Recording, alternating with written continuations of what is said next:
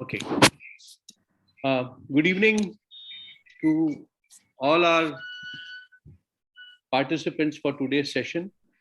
Uh, Friday Fundamentals is an evening session that focuses on new trends in the fundamental changes that are happening in the thinking process and the management practices across the globe. And BMA has made it a habit to try and invite eminent speakers from different spheres of life with different expertise that can add value and share their expertise with our members. So, without much ado, I have the privilege of introducing our guest for today, Madam Nidhi Sharma. She is a growth accelerator who tries to turn a spark into a fire. Her inspiration is to move from good to great. And she believes that every single individual is meant for greatness. However, it is important to first understand our infinite potential to be able to make efforts to start on this journey. Her success strategy is that we are not our behavior. She believes that behavior can be altered and changed to help us get to the higher planes and become what we can otherwise explore to be better than our best, which we normally think we are at. So, Nidhi's professional background is that she spent 14 years with the advertising industry with the eminent names like Ogilvy, Jagran Solutions, Candid Marketing, Milestone Entertainment, and India Today. In 2010, she had a change in her career path. Armed herself with a master's in counseling, psychology, and got certified as a life career coach, image consultant, hypnotherapist, and an NLP practitioner. Since then, her passion has been to guide people to successfully achieve their dreams. She's done more than 500 training programs, trained over 1,000 plus people, worked with 50 odd organizations, and counseled and coached over 200 people, including youngsters and senior management. Her forte is behavioral transformation, personal development, and growth mindset that can help corporates empower their employees. She believes in paid forward doing a pro bono counseling initiative for the Mumbai police. She's done several programs. Among them are the ones with the Mumbai Traffic Police, uh, the executive producer. She's been the executive producer of a critically acclaimed music album called Kama Sutra. She's done lyrics for Vayuputras, the song called Jawab Do. She's got a gold award for the promotion of the year and best sampling for the product of Castrol Formula Gel. She's got a bronze award for the dealer trade incentive program of the year for the on-air premiere of the film Ratatouille on Disney channel. Professionally, extremely qualified, ACC, ICF certified coach, neuro-linguistic programming practitioner, certified family therapist, positive psychology practitioner, certified psychological first aid, image consultant, hypnotherapist, and her education qualifications include a master's in counseling psychology, marketing, and advertising and communication. Her signature programs are Path to Success, to make the youth corporate ready, I Am Possible, Life Sutra, Good to Great, Mindful Leadership, and Unconscious Bias. Today, Nidhi is going to talk to us about how the neurosciences have evolved beyond the neurotypical and how that can help management and business practitioners enhance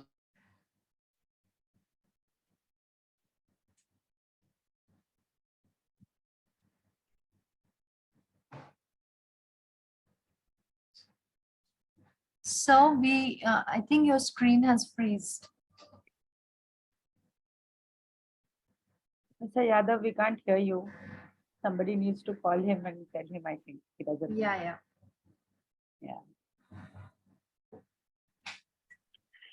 Let's take a 2-3 minutes drop here till Professor comes back. Or we get to hear what has happened, maybe, and then we will start.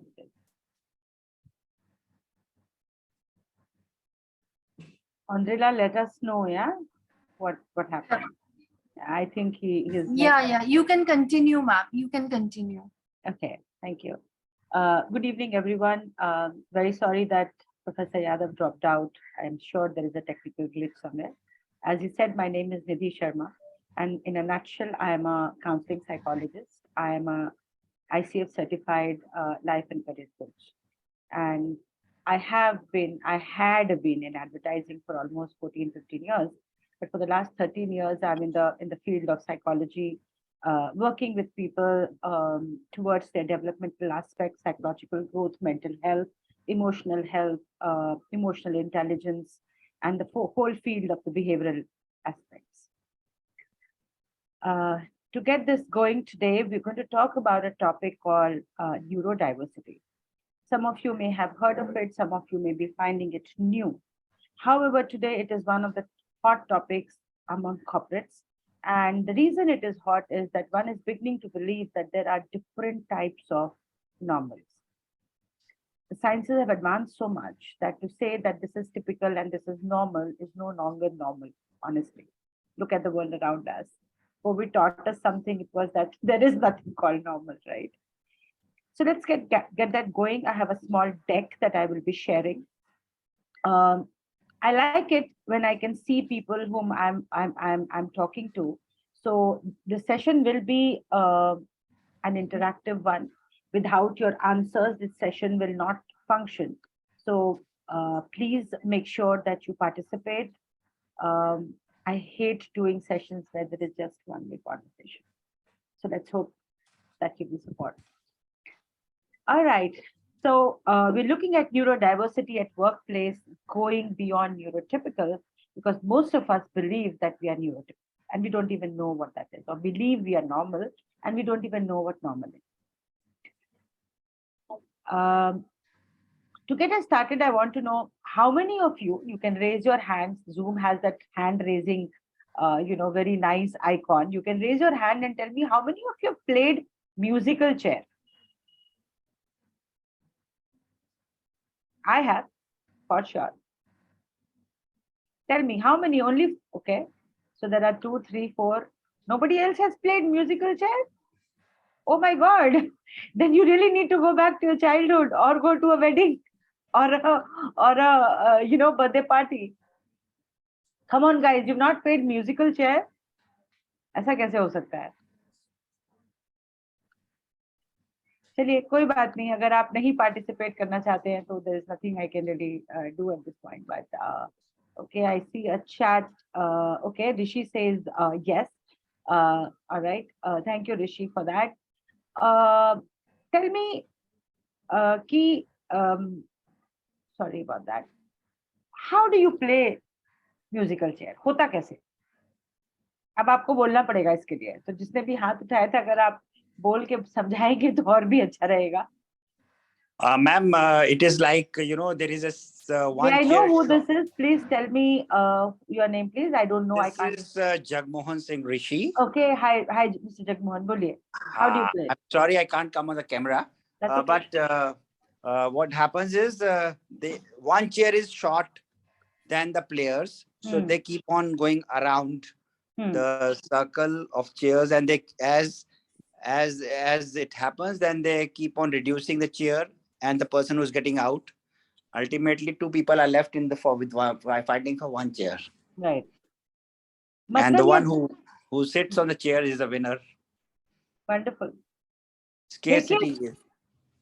Playing field कितना interesting है कि हम शुरू ही करेंगे ऐसे कि level ही नहीं कर पाए, है ना. एक तो डिसएडवांटेज पे रहेगा ही रहेगा. जी हाँ, जी हाँ. मतलब हमारी जिंदगी में हम बचपन से ये सीखते हैं कि there is inequality, there is scarcity, something is not full. एक को एक्सक्लूड करेंगे ही करेंगे हम. आप कॉन्सेप्ट समझिए. मैं खेल के ऊपर कोई भी टिप्पणी नहीं कर रही हूँ. I am not saying that the game is wrong. I am saying the premise of the game. I am connecting it to the topic today. The playing field is not leveled. We learn there are differences. We learn that we get excluded if we don't play to win, right? And taking that one step ahead, how many of you, before I go ahead, how many of you played this game and you have lost?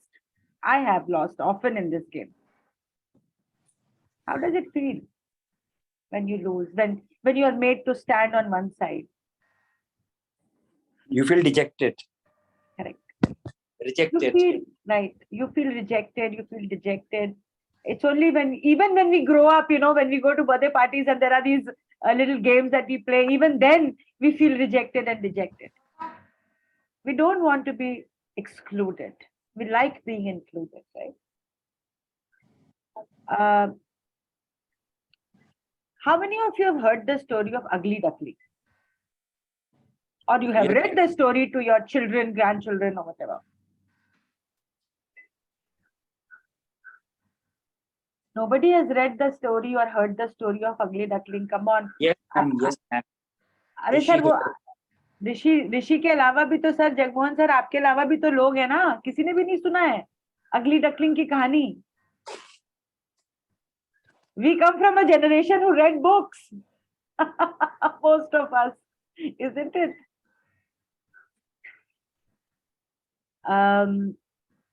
Ugly Duckling is okay. Satyan, thank you. He cannot remember. He says, all right.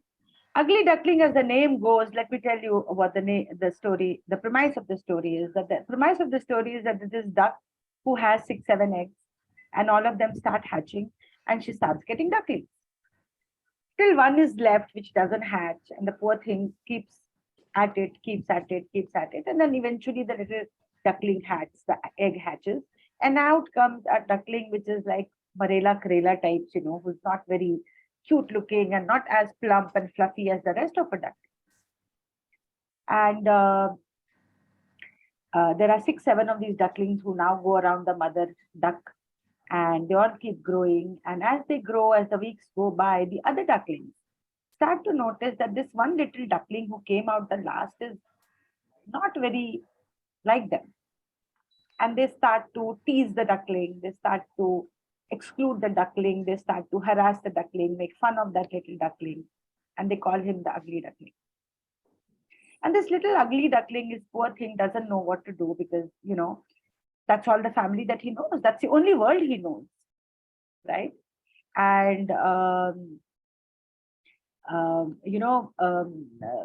it goes around the mother, but the brother, sister, the little ducklings don't play with him. They're very nasty to him. And the mother is kind of sweet.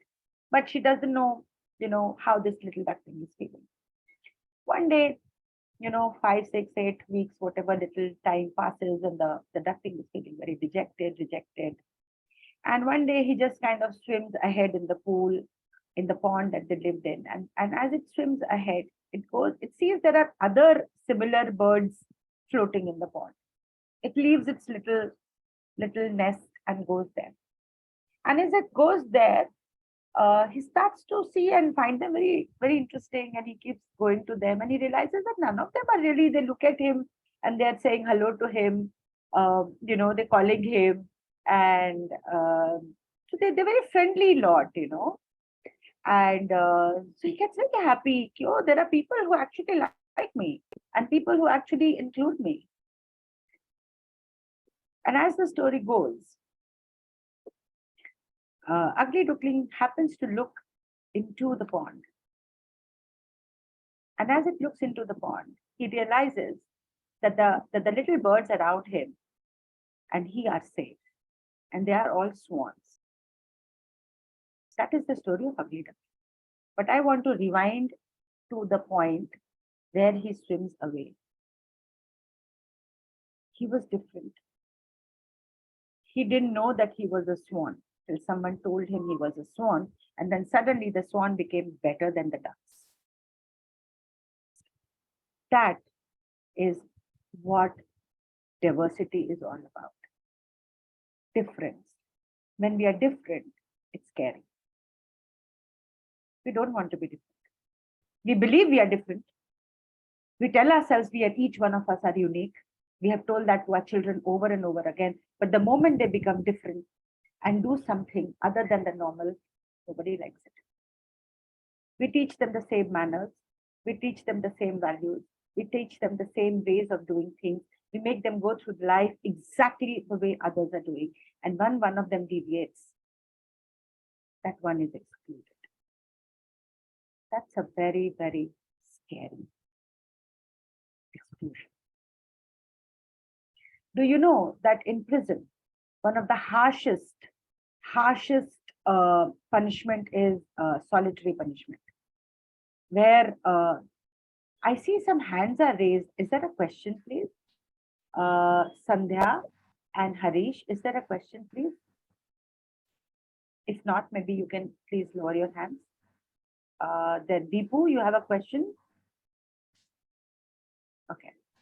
So in prison, the most hard punishment that you can do is solitary. Nobody wants to live alone. Nobody wants to be lonely. Nobody wants to be excluded. So my question now comes from the Ugly Duckling. Why are we excluding people? And what is diversity? Before we get into neurodiversity, my question is, what is diversity? And my friends, I cannot go ahead. I don't even know what diversity is because I can't lecture you on it. So you have to give me the answer. Sorry. You can type your answers. You can speak up. What do you think is diversity? How have you experienced diversity?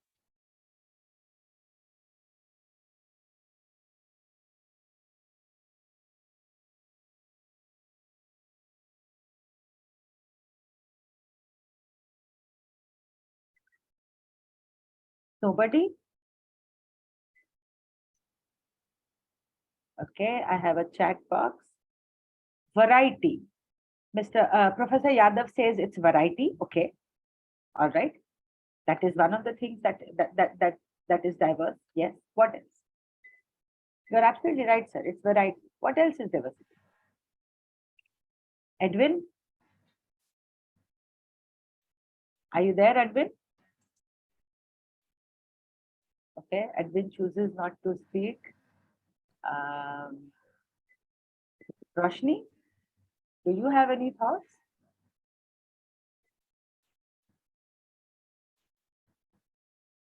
Sujit, Ajay, Isha, nobody? Okay. It's very sad that I have to give you this example, this explanation of diversity, because That's my view of it. And it would have been nice if I heard your view, if we shared your views, because the learning is far better. Our experiences are unique, and that makes it better for learning. Uh, Mr. Ranganathan says diversity is difference. Okay, fair enough. Sure.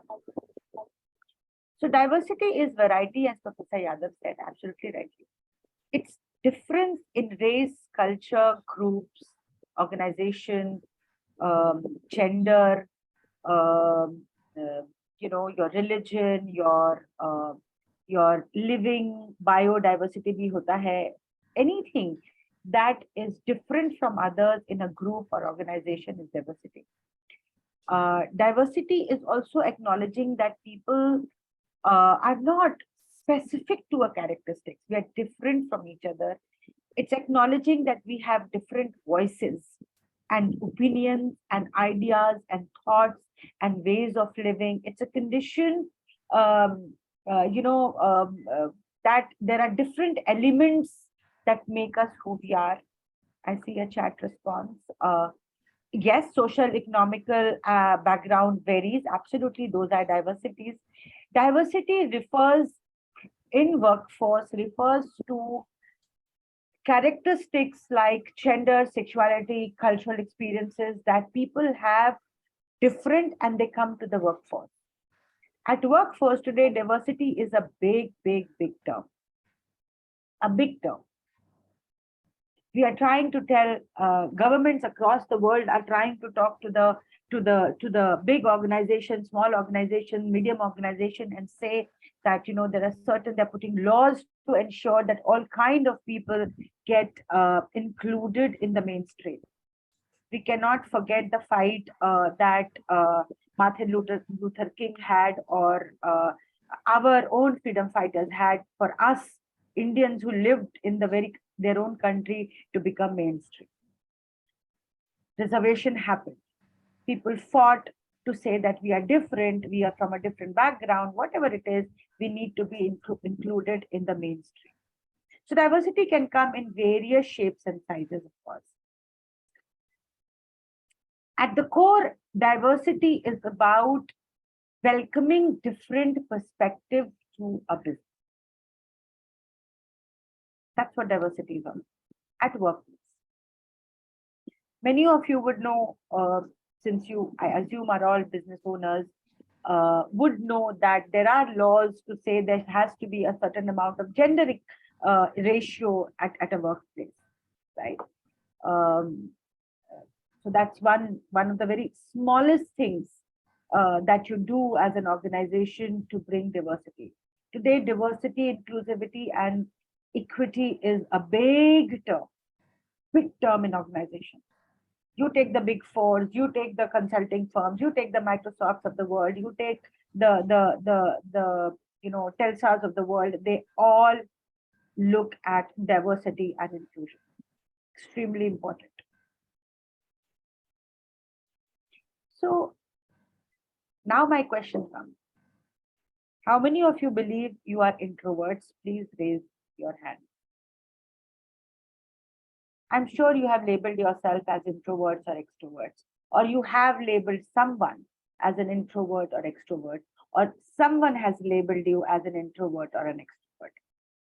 I, for example, was labeled as an extrovert all my life, but it didn't ring true to me. How many of you have been labeled as extroverts? Ambivert. Thank you, Jagmohan. Yes. Ambivert, by the way, is a coping mechanism. Okay. How many of you have been labeled as introverts? Thank you, Bhaskar. Thank you. Anybody else? Please tell me. This is something that is very important for me to take the session ahead. So if you share, it would be good. How many of you have called others introverted or extroverted, labeled yourself as introverted or extroverted? Thank you. Thank you, Edwin. Thank you, Hemjit. Thank you, Professor Yadav. Thank you so much. We say it so easily, na, that I'm an extrovert. or I'm an introvert. Has anybody any idea here what makes us an introvert or an extrovert?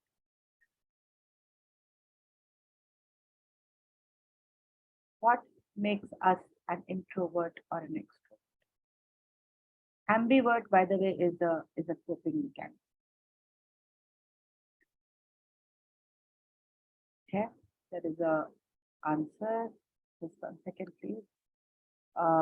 Professor Yadav says beliefs. Okay, all right. What else makes us an introvert or an extrovert? There are no right or wrong answers. This is an answer. This is a question I want you to think about.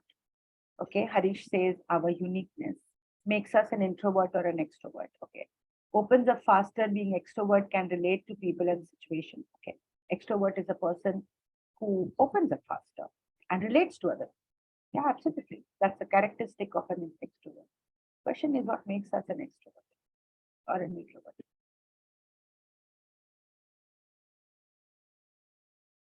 Let me give you a little hint.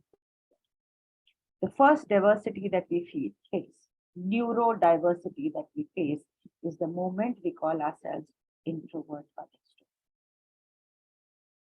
Introversion or extroversion is a neurodiversity because neurologically an introvert is highly stimulated with the cortical arousal.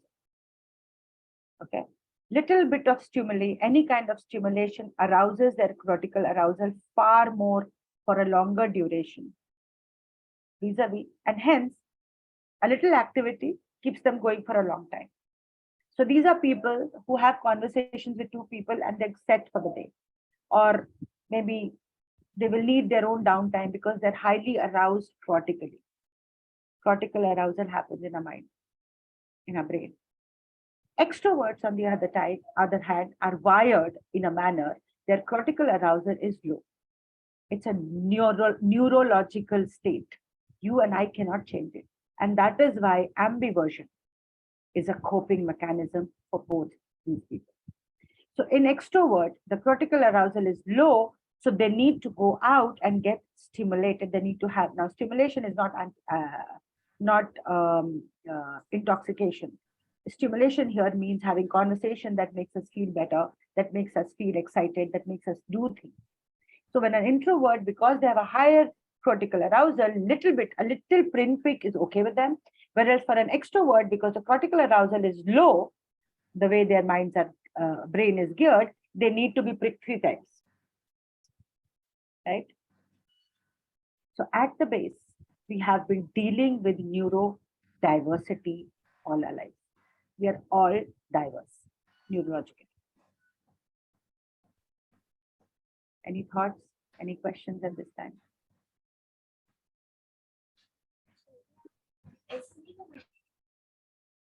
You can raise your hand if you need. If you can type your question if you need. But I'll go ahead at this point. You can ask questions later as well. So because question comes is, what is neurodiversity?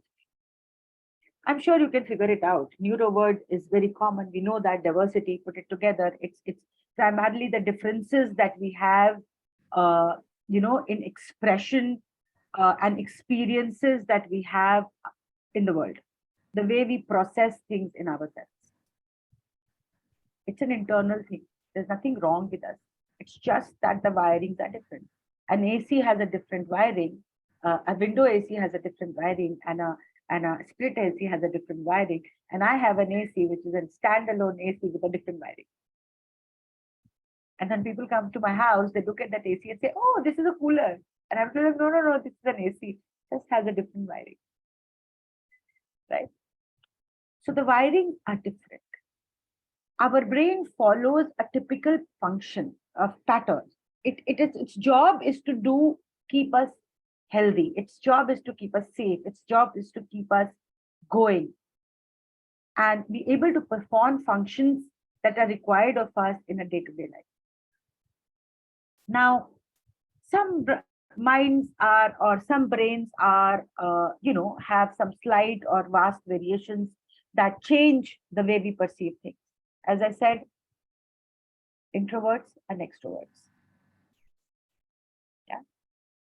The moment those wirings change, these people get to be called as neurodiverse. And I believe we are all neurodiverse because we all think differently. We are not clones of each other. We may choose to look like clones of each other. We may choose to do things that fall in a framework, but we are different. And since our brain is differently wired, there is a word called neurotypical. Okay, they have the people whose names, whose brains are differently wired. They function a little differently than the neurotypical. And often, when we find diversity, neurodiversity, we call them abnormal. The number of us who have believed that it is more, what should I say, it's better to be extrovert rather than an introvert. I've had parents come to us for counseling and tell us, ये तो बहुत ही introvert है, आप इसको कुछ तो बोलना सिखा दो. अरे वो कैसे बोलेगा, वो बेचारा बच्चा तो वाइड ही वैसे है कि उसको 2-3 घंटे की बातचीत में 2 लोगों से बात करके वो खुश हो जाता है. Okay. Yes, autism spectrum is a neurodiverse state. I will come to that. There are a lot of different aspects of neurodiversity. So neurodiversity primarily is a variation in our mind, our brain, that we experience the world, our school life, our relationships, our work environment, social environment, all of that very differently from others. And often it is both genetics as well as environmentally driven. Genetics, you can be born, as I said, in a certain manner, right? Some of us are born and have wiring in a certain manner, and some of us don't. Some of us are different and do things differently. That's why parents go so ballistics कि उनका बच्चा अगर हर milestone के ऊपर खड़ा नहीं उतरता है जब वो बड़ा हो रहा होता है developmental stages में, so they start going ballistic. So there are that genetics that is there, an environmental factor. For example, the kind of culture we live in, the kind of religion that we live in, the kind of society that we live in, the kind of expectations that we have will also create certain amount of diversity, neurodiversity in people. One of the biggest examples are the Parsi, the race that is unfortunately depleting in this country, right? They are neurologically diverse from us, a lot of us too. बहुत jokes crack करते हैं लोग हमारे बाबा friends के ऊपर. So that can be environmental as well as neurological. So people who have neurodiversity, they experience things in a different manner. They process things differently. Can be faster, can be slower, can be completely in a different light altogether. Yeah, and they are unique, and it's not right to say generalize and say that they have a bad cognitive function. So these people are unique. Each neurodivergent person has a very, very unique strength, and they have amazing strength, all of them, right? So neurodiversity in a nutshell is how our mind is wired that makes us process things that are in our environment mentally, inwardly as well as outwardly in a manner which may be a little different from the rules that are standard in the world. And if you will think about it, you will start realizing how many neurodivergent people you know already. So how is this relevant in professional world? Up to 15 to 20% of the population in the world is neurodivergent. Companies like Deloitte, there are these cancer research companies like Microsoft, etc., have done immense research because they want to be inclusive organization, and you can look it up. I will give you links if you want, and you can look it up. And in our country, nearly 2 million people suffer from neurological disorders or diversity or developmental diversions. Huge population, huge. So it's time we started to accept that they exist among us and start accepting it as a normal, so-called normal, because they are among us. I want to show this beautiful video. The volume is a little less. Okay, just be patient, please, and watch this video, and you will understand one aspect of how a neurodivergent person can function. It's a series called Good Doctor, made on autism spectrum actor.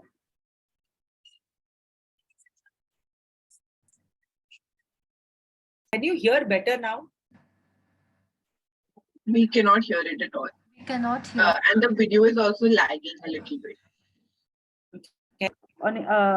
I'm going to stop sharing. Onila, would you? Yes, ma'am. Yes. Just Yes, allow me a Dr. minute, please. Sean Murphy. Yes.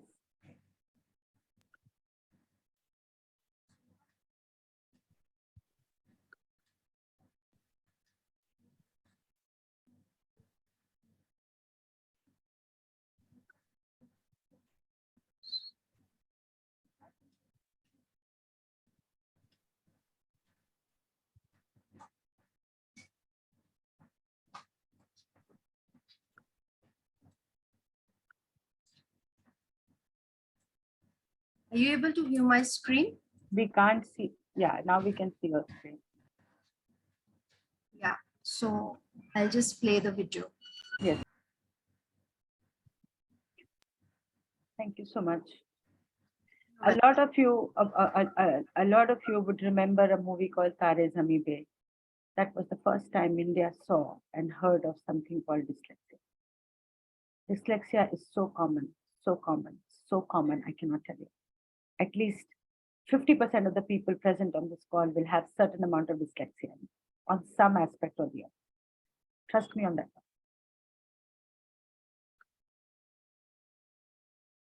That was what neurodiversity is all about. People who think differently. Of course, that was a film. More and more people are joining and understanding. So when you look at neurodiversity, it's dyslexia, dyscalculia, dysgraphia, developmental disorders, personality disorders that happen, anxiety, ADHD, autism, panic disorders. I'm taking even acquired neurodiversity. There are some of us who have some illness. Like I had a client, he was a 20-year-old boy, and he had just started to work and all of that. And the parents had gotten him to me because he, as a child, he had, I'm forgetting that fever that hits your brain. Anyway, the name is not coming to me. And because of which he had to be constantly on medication and he had to be looked after and all of that. That's neurodiversity, right? He has trouble. So what used to happen when he used to, and I'm telling you this firsthand, that boy used to be devastated because first getting a job was very difficult for him because everybody told him that he was very, very delicate and things can happen to him. Whereas he wanted to go to the gym and he wanted to do things, but he was not allowed to. When he started working, people saw him as different because he struggled a little bit to cope up and catch up. That's acquired neurodiversity. And a lot of us can have that. Some of us start stuttering. Stuttering is an acquired neurodiversity, which comes stuttering, मतलब जो हम तुतला के बोलते हैं या हकलाना बोलते हैं जिसको, वो that is usually a psychological, the reasons are psychological because there is a social anxiety, extreme social anxiety that people feel, because of which their stuttering comes. I'm currently working with a client who I recognize that he has stuttering. Well, as a psychologist, you kind of learn these things. And then one day he was giving an interview and I was coaching him and he had come back and he had such a pronounced stutter. So I asked him, are you very anxious? And he says, how did you know? And I said, well, you are stuttering today. I have a very close coach friend of mine. He stuttered all his life till he taught himself not to. The point I'm making is that There are so many things that you and I, Professor Yadav, no, he used to have epilepsy fits, but it was because of some fever that he had, and I'm not able to remember that. Thank you so much for that. So there are so many different kind of conditions that bring about neurodiversity. Introversion. Are you referring to meningitis? Yes, meningitis. Thank you so much for that one. Meningitis. So neurodiversity comes in variety of ways. These are some of the shared, what should I say, excellence or space, skills and strengths that neurodiverse have. I have a friend who has dysgraphia. She was studying with me and a certain amount of dyscalculia also. So she had difficulty writing. She had dyslexia also. She read differently. And the maths was another level only for her. Okay. And we used to be 4, 5, 6 friends of ours, classmates of ours who used to study together. And remember, we were all studying to be psychologists. Most of us didn't have patience. But this girl is amazingly, I cannot begin to tell you how assertive she is, one, how innovative she is. Oh my goodness, any problem. She comes up with these mind-blowing ideas. First you die laughing. Why didn't you think of it? And she comes up with amazing ideas. Neurodiversity. Even people who are thinking differently, people who are innovating, people who are creative, they all are wired in a certain manner that helps them see things slightly different. It's all neurodiversity. They're highly observant. They have high observation skills. Sometimes they're very, very, very good at repetitive, stuff. So clerical jobs can be done extremely well for them.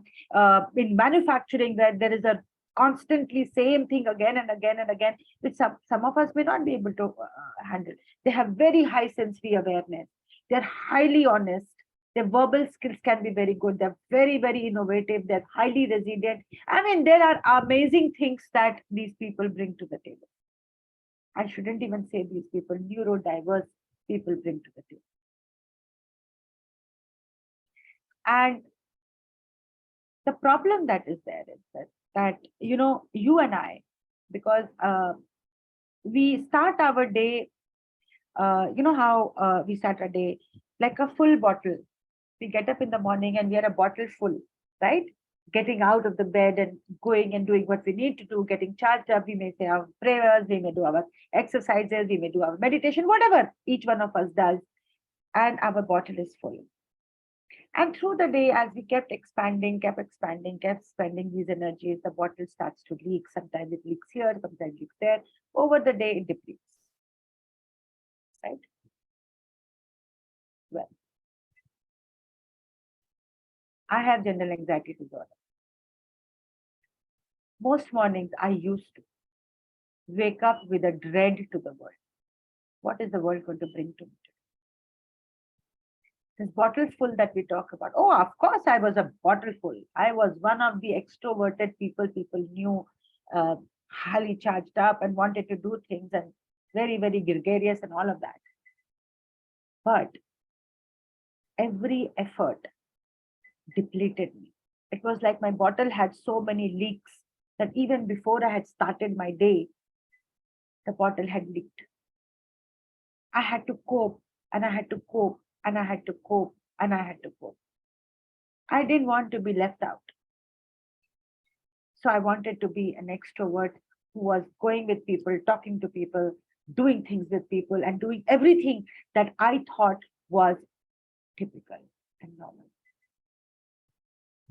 And that's what happens at work. Look around in your offices.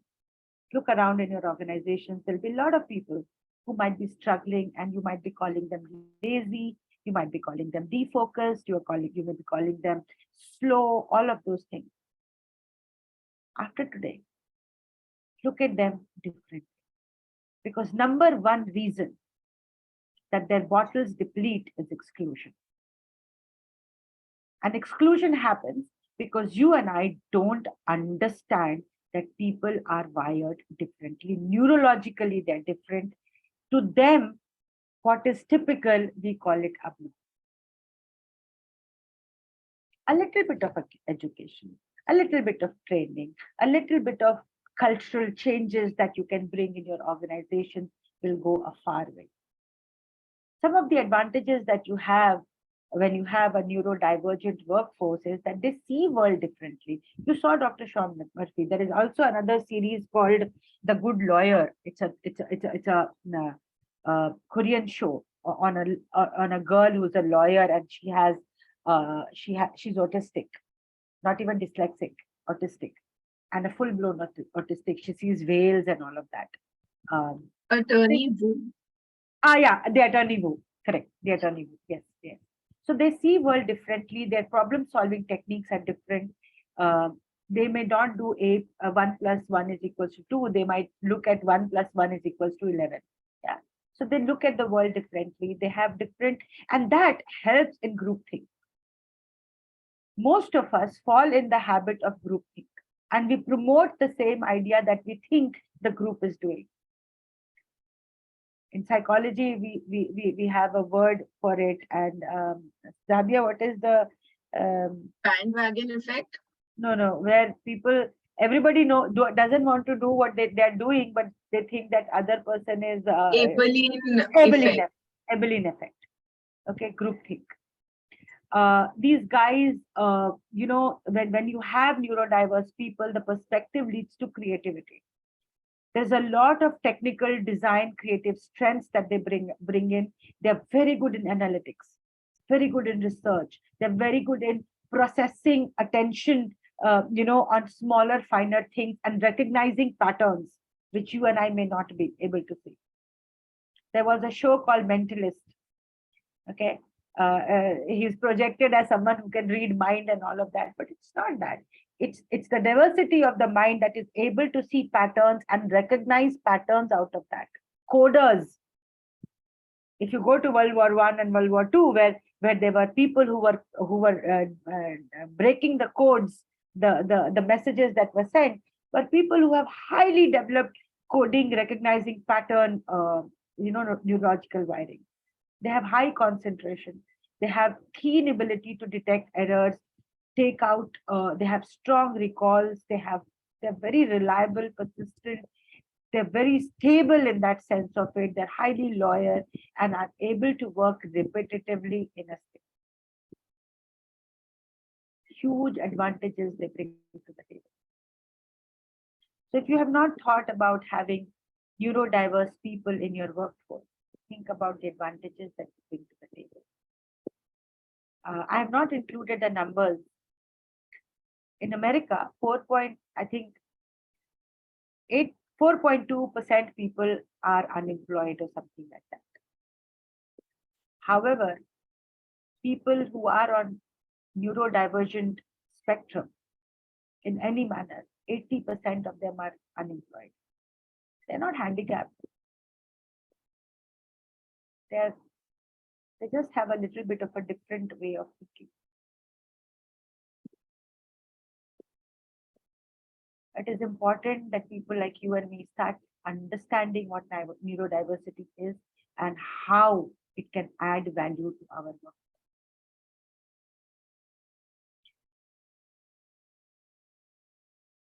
Research shows that teams that have neurodivergent professionals in some way or the other bring 30% more productivity. And these are figures that guys like Deloitte are talking, okay, big guys. They have done full-fledged research. In fact, Deloitte has a full, अगर आप neurodiversity and Deloitte करके research करेंगे Google पे, तो आपको बहुत उनके, मतलब they are out there saying that we are a neurodivergent company. And I'm not talking about physical handicaps and physically able, differently able people. We are talking about neurodiversity. about people we label as abnormal, being absorbed in mainstream and doing very well. Big companies. Why can we not be so different? And when we start including people who are neurodivergent, we also start to build a lot of morale for them. We feel good working in an organization that supports it. It's a moment to feel good about our organization, to be proud of the culture that we create. So what can we do? Learn about it. But the biggest thing that I believe that you need to do is, that we need to do, not you need to do, we all need to do, is become open-minded. Break those, boxes that we have created, blur the lines a little bit, redefine success, redefine progress. It's different for each, isn't it? Remember the ugly duckling? It grew differently. It looked differently. Turned out to be a beautiful swan. Beauty, culture, success, progress, all of that has different meaning in different people's minds. We just need to expand that. The other thing that we can do is, there's something called unconscious bias. We come with a lot of belief systems. Someone had mentioned about diversity belief system. Absolutely, you're right. Belief system. We have these narrow boxes, silos we create that helps us to stay on the road, right? But at the same time, it also makes us rigid. We need to open those boxes. Allow acceptance to come. It's okay. If someone, eats has the same meal, same exact thing every day. The biggest thing you can do for a anxious person, biggest thing that you can do is create a structure for them. They know that there is a routine, because anxiety comes because that person doesn't know in the next moment what is going to happen. So structure helps them. A lot of people who have anxiety will have a menu listed. Monday ko ye, Tuesday ko ye, Wednesday ko ye. At least one decision is taken care of. They will follow strict order. 10 baje khana khayenge, 9 baje uthenge. They will have those things because it helps the mind remain focused.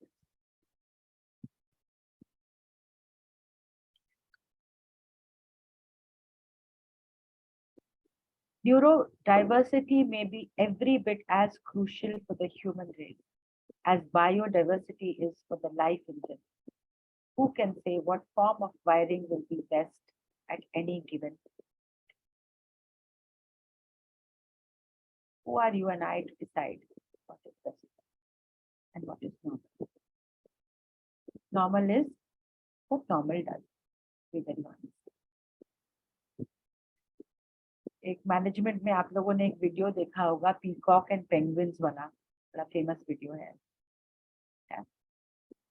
Penguins के साथ रह के हम peacock की beauty भूल जाते हैं, है ना?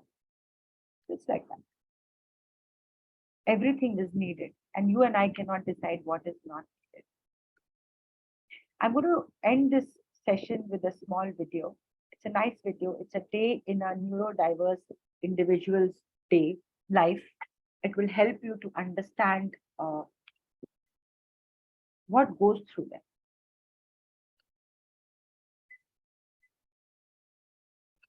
Can you hear? There's no sound as of now. Okay.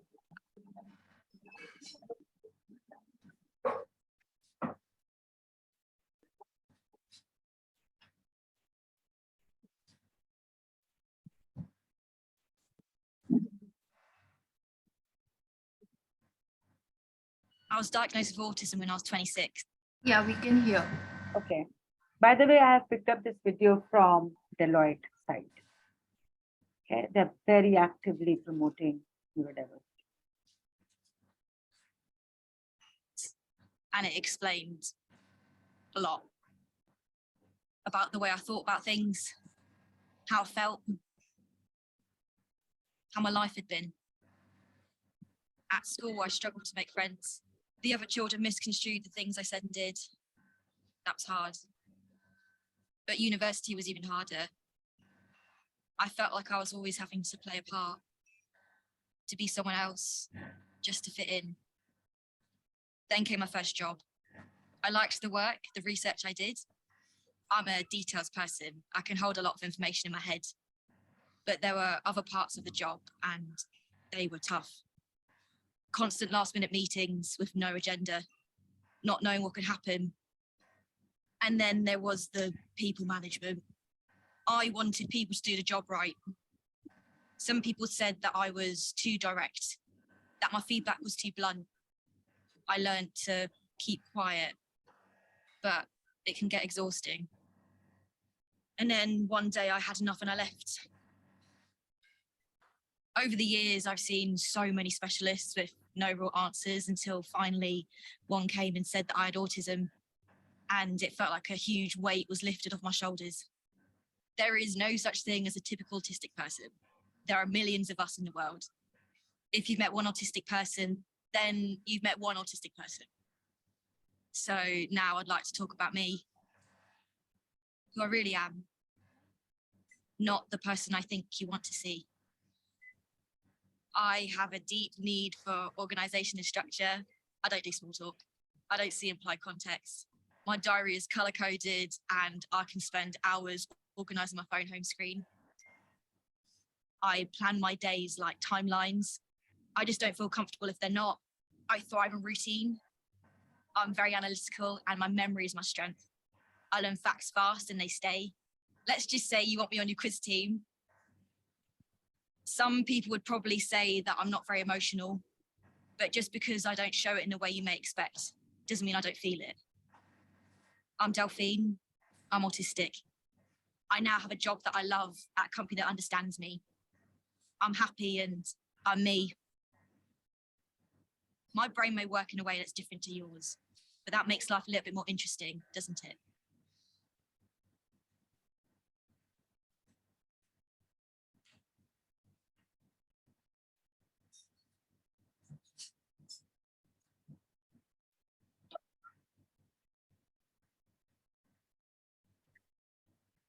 There is a link I have given here. Zabia, can you put that link into the chat box?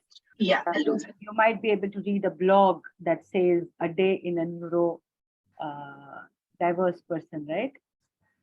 That's a day in a neurodiverse person. Thank you, Mr. Singh. Thank you so much. And yeah, that's about it from me today.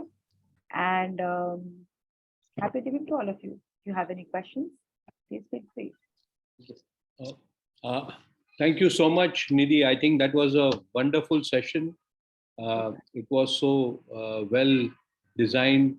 You went through the entire nuances of explaining what is neurodiversity.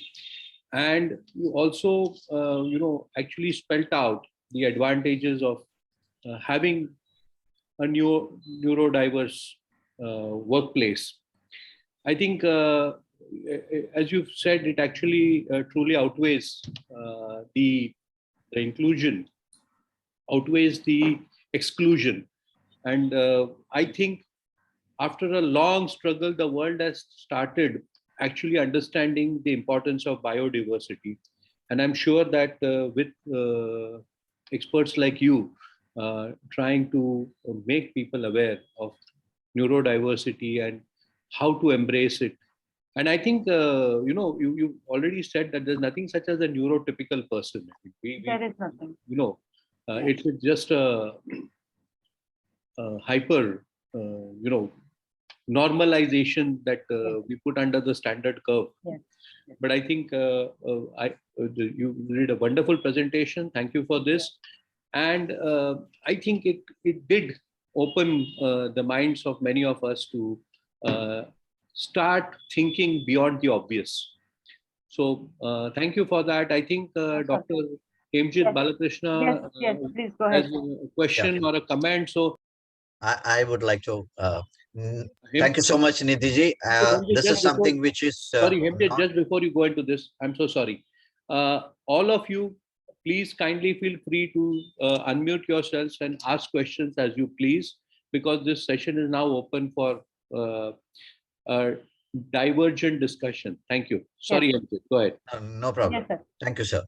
Nidhi ji, thank you. Wonderful, wonderful session. This is not something which normally you don't discuss in the corridors of a management association, Not at all. because everybody wants, everybody expects before accepting. I always tell alphabetically A comes before E.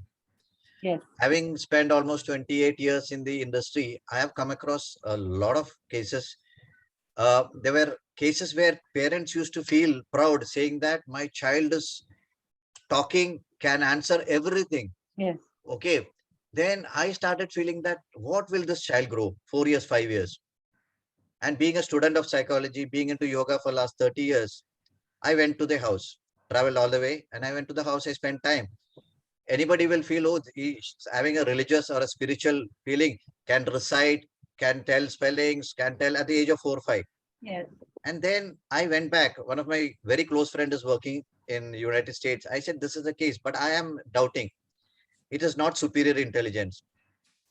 I went back to my study and I found, is it hyperlexia? Because people talk about dyslexia, Yes. but what can be the dangers of hyperlexia? And being not a practitioner of psychology, I said, let me direct them to the right people. And the parents were ready. They did not feel that it is superior intelligence and all those things. I said, this child going forward will get into a lot of problems, especially on the semantic sides, on the syntactical sides. And that evaluation was correct. The child is maybe around 12 years.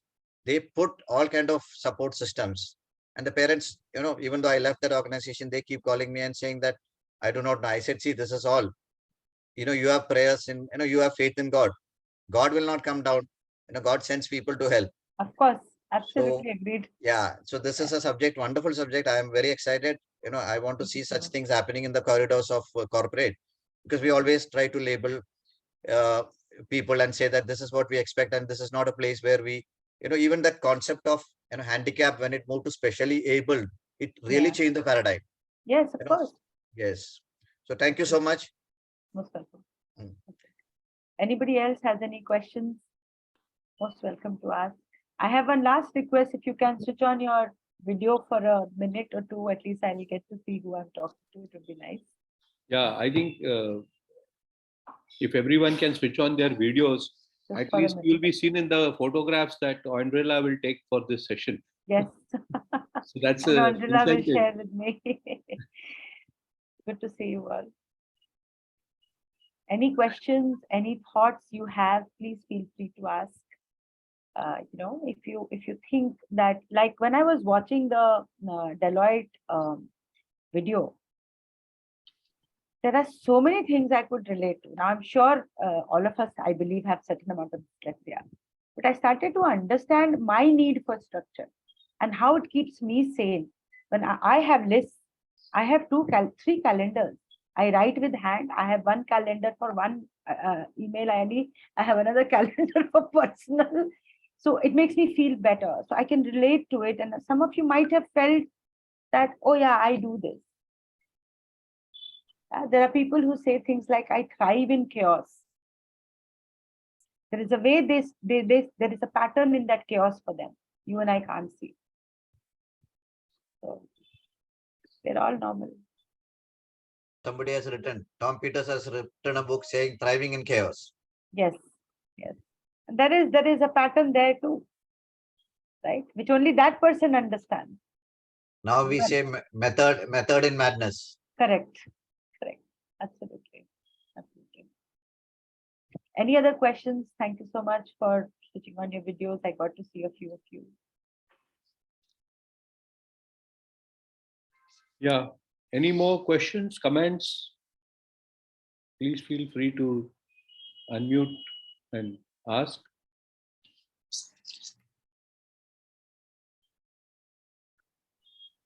Okay. I think everybody is just trying to seep in and trying to, identify and recollect. the whatever you mentioned and whatever their experiences have been in the day-to-day scenarios, and I think they are trying to relate to that. So I that's hope where so. the absorption is happening. Absolutely. And probably the more so you've started the you've lighted the fire, as you say. I really hope The so. spark, And well, if you have any questions, if you have something in mind, you want to make your workspace more neurodiverse, well, we can always have a conversation. We're here to support in that sense of it. I mean, you know, so one of the organizations I work with, they've not we don't call it neurodiversity, but they have wanted to see how they can make their, assessment process more suitable for different kind of people. universal. Universal, but it's more customized to the person. It's difficult. More inclusive. Absolutely. Yes, it is difficult. No doubt about it. No doubt about it. Yeah.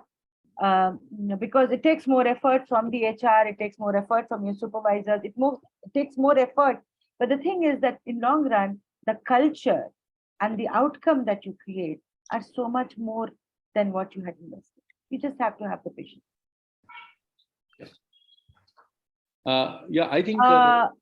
Yes, Harish, I don't know any book, so to speak, that I can suggest. But if you do the search on, we have just put in the blog, link. You can do that blog, and I'm putting in the link for 2 links I'm putting, which might be interesting for you to read. One is from Britannica.com, and one I will put from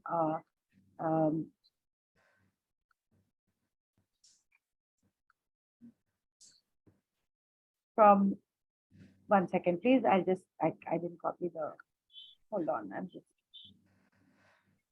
So as I said, one link is towards from Britannica, and the other link that I'm putting is from Deloitte. Should be useful, should make a good read to begin with.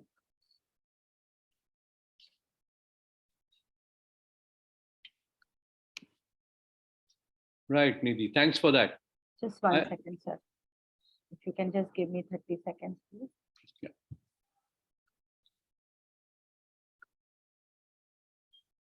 Yes, I've put both the links. Should be helpful.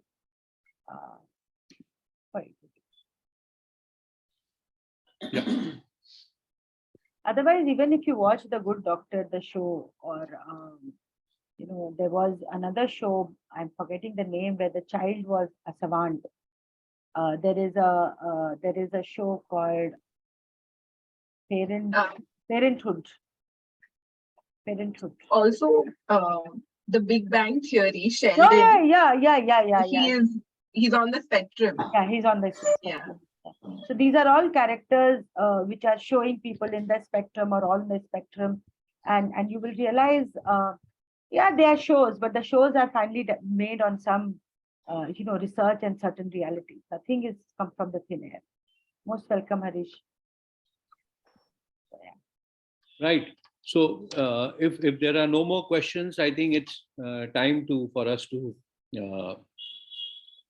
thank everyone for being here. I would like to start by thanking Nidhi to actually opening our minds to the fact that neurodiversity is no more an option, but it is compulsion that we will all have to open our minds to and start embracing just the way we need to. We've started understanding and accepting biodiversity. I think the key to this is to be able to look around, understand, because if we fail to do that, all innovations, all developments always come through out-of-box solutions. And I think the more diverse inputs that happen, the more diverse harmony that happens in the culture of an organization, the better it will be suited for its relevance and sustainability in the future. So Nidhi Sharma ma'am, thank you so much for having opened our minds to this. And I think it's true that as Dr. Hemchit mentioned, that one of the aspects of BMA is trying to bring in those areas that are not so well known to the common practitioners of management, and to open their minds to think beyond what is the obvious. So, 5-day fundamentals is one such session that BMA tries to bring to its membership every Friday.